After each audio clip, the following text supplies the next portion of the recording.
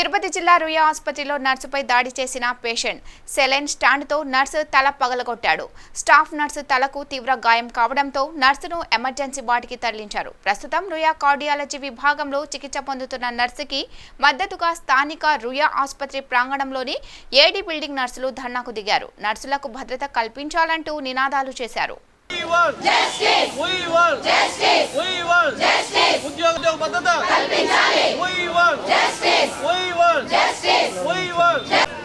నర్సులకు భద్రత కాంట్రాక్ట్ ఉద్యోగులను వెంటనే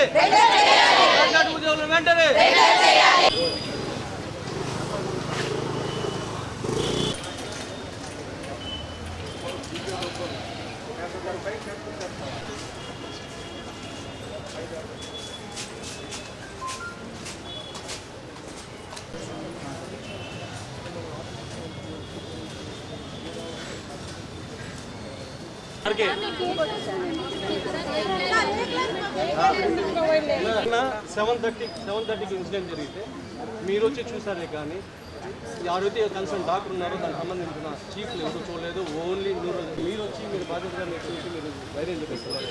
చీఫ్ డాక్టర్స్ చూసారు ఏమో జరిగిందా లేదా అని చెప్పడం. సిటీ స్కానింగ్ జరిపింది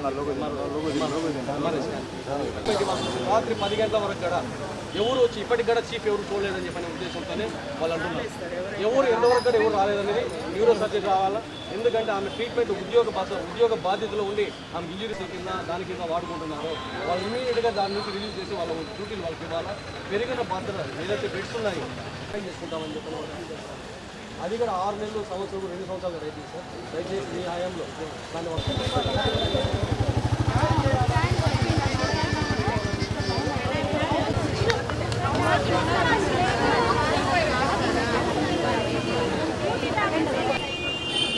నర్సుల భద్రత ఇతర పనులు అప్పగించకూడదు. నర్సులకి ఇతర పనులు ఉద్యోగ ఉపాధ్యాయ కార్మిక ఐక్యత ఉద్యోగుల ఐక్యత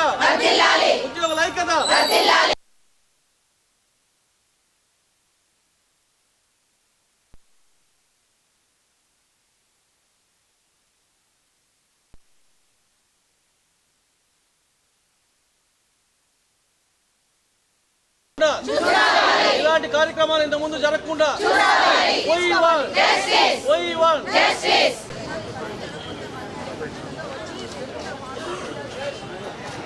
ఉద్యోగుల ఐక్యత నర్సులకు భద్రత ప్రభుత్వం దృష్టి తీసుకున్నాం. అధికారులు ఇప్పుడు ఇమీడియట్ గా వాళ్ళని ఎవరైతే ఆరోగ్యశ్రీలో ఉన్నారో ఎవరైతే డేటా ఎంట్రీ పెట్టుకున్నారో వాళ్ళు ఇమీడియట్ గా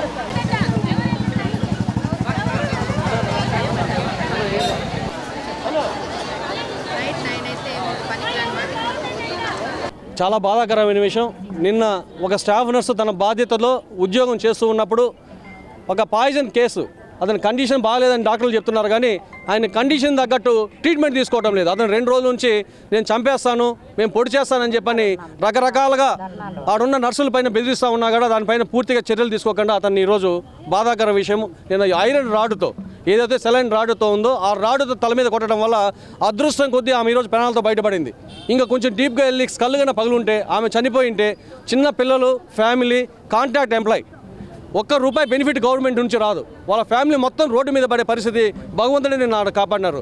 నిజంగా రోయల్ హాస్పిటల్లో ఏం జరుగుతుందంటే ఏదైనా సరే స్టాక్ తగ్గినా, ఫ్యాన్లు తిరగకపోయినా, పక్కన ఏదైనా చెత్తబడి ఉన్న మొత్తం స్టాఫ్ నర్సునే బాధ్యత చేసుకొని వాళ్ళకే డేటా ఎంట్రీ ఆపరేటర్ పనులు ఇస్తున్నారు.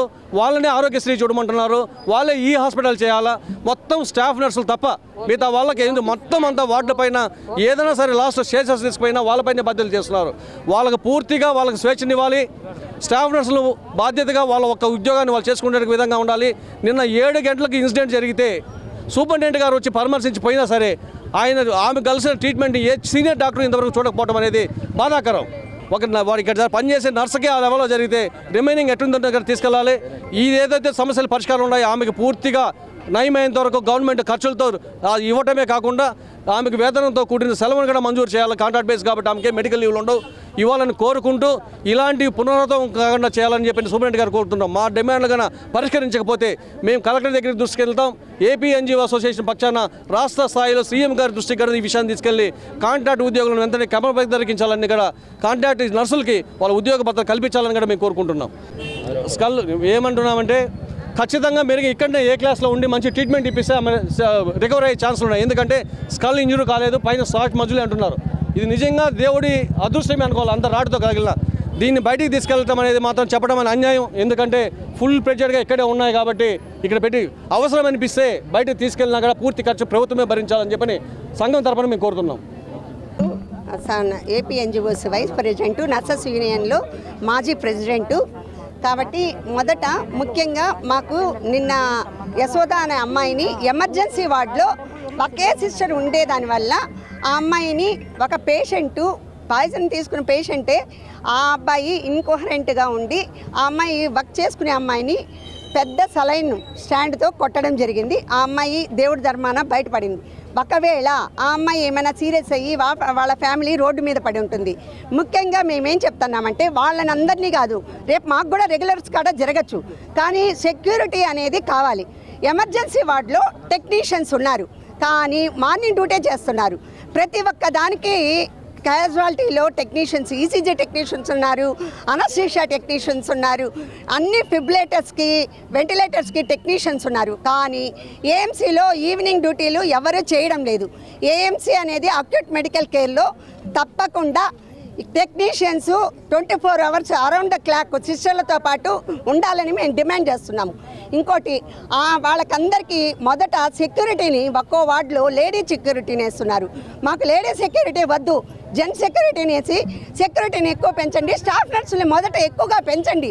చాలామంది 12 బెడ్లకు ఒక సిస్టరే పనిచేస్తున్నారు.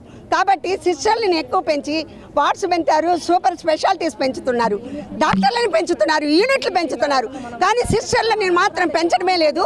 దయచేసి మీరందరూ ఈ మీడియా ద్వారా ప్రభుత్వానికి తెలియజేసి వెంటనే మాకు రిక్రూట్ చేసి న్యూ స్టాఫ్ నర్సుల్ని అరేంజ్ చేసి మాకు స్టాఫ్ నర్సులకి సెక్యూరిటీ ఉద్యోగ భద్రత కల్పించాల్సింది దయచేసి అందరినీ కోరుకుంటున్నాం. 12 బెడ్లకి 3 సిస్టర్లు ఉంటున్నారు. దాంట్లో ఒక ఆమెకి ఆఫ్ తీసుకుంటే 2 సిస్టర్లే పని భారం ఎక్కువ అవుతుంది సిస్టర్లకి.